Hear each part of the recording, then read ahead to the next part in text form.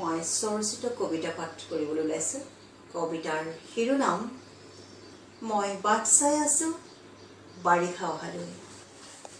মই বাট চাই আছোঁ বাৰিষা অহালৈ, পথাৰখন সেউজীয়া হোৱালৈ। মেঘক প্ৰাৰ্থনা কৰিম ঢালিবলৈ এজাক দুপাল পিতা বৰষুণ। প্ৰাণত উঠলি উঠে অজানিতে, মই যেন বাৰিষাৰ জলধি হৈ বৈ যাওঁ উদং পথাৰবোৰত। হিয়াই বিচাৰি ফুৰে মন বৰ ককাইহঁতৰ সৈতে পথাৰত ৰোৱা ৰুবলৈ। জাননী সেউতী পেহী, তহঁতে যেতিয়া আকাশৰ বুকুলৈ এজাক বৰষুণৰ বাবে ৰ লাগি চাই থাক, মোৰ বুকুৰ কোনোবাখিনি বৰ বিষায়।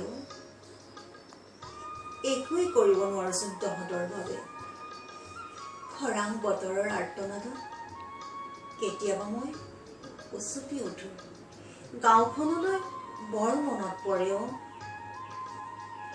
বৰ যন্ত্ৰণা। কাকনো কম এইবোৰ কথা, বুজাই বুজে নুবুজাই আকৌ উপহাসো কৰে মন বৰ ককাই। তথাপি এবাৰ টঙালি বান্ধি লওক, কণ পাই টুনটুনিহঁতৰ সৈতে গাঁৱত এবাৰ গৈ ভেকুলী বিয়া পাতিম দেই। বৰষুণ এজাক আনিবৰ বাবে ৰাইজৰ সৈতে থল সেৱা বৰসবাহ সকলো পাতিম। চাবিচোন বৰষুণ পৰিবই।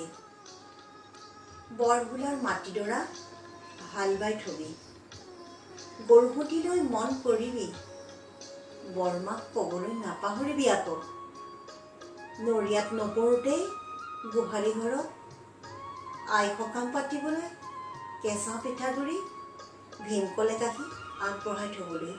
জানই নহয় দুখীয়াৰ দুখ কোনোদিনেই নুগুচে। ধন্যবাদ।